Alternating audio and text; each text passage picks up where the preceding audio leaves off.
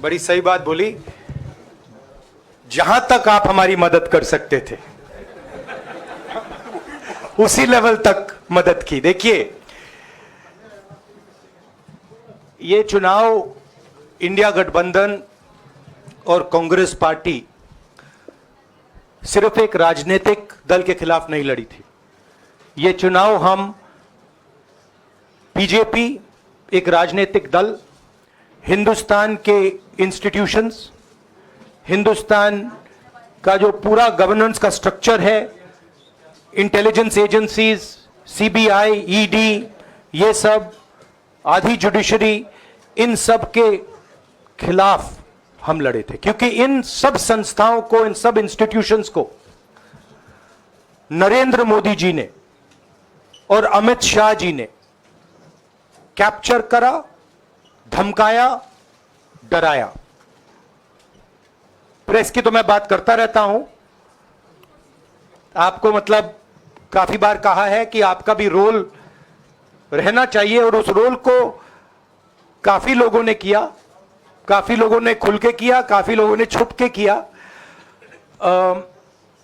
और आपके इमोशंस कहां थे हमें मालूम है। लड़ाई संविधान को बचाने की थी, कॉन्स्टिट्यूशन को बचाने की थी। और मैं आपको सच बताऊं तो मेरे माइंड में था पहले से, जब इन्होंने हमारा बैंक अकाउंट कैंसिल किया, जब चीफ मिनिस्टर्स को जेल में डाला, पार्टियां तोड़ी, मेरे माइंड में था कि हिंदुस्तान की जनता अपने संविधान के लिए एक साथ खड़ी होकर लड़ जाएगी। और यह सच साबित हुआ। मुझ में भरोसा था, और मैं हिंदुस्तान की जनता से, इंडिया गठबंधन के पार्टनर्स से, कांग्रेस पार्टी के हमारे सब नेताओं और बब्बर शेर कार्यकर्ताओं से दिल से धन्यवाद करना चाहता हूं।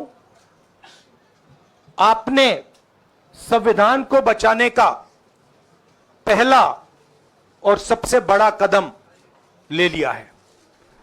कांग्रेस पार्टी ने इस चुनाव में,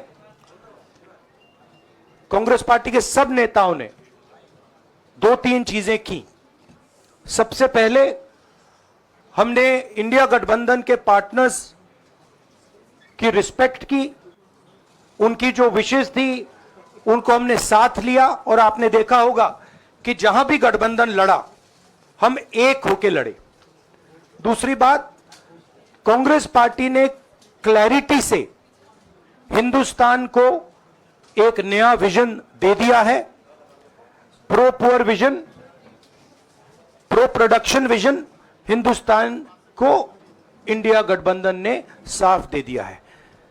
यह जो हमारा परफॉर्मेंस हुआ है, इंडिया गठबंधन का परफॉर्मेंस हुआ है, इसके पीछे कॉन्स्टिट्यूशन, जो रिजर्वेशन पर बीजेपी ने आक्रमण किया, गरीबी, अदानी जी के आपने स्टॉक्स तो देखे होंगे, देखे हैं वो स्टॉक्स उनके, तो बड़ी इंटरेस्टिंग बात है।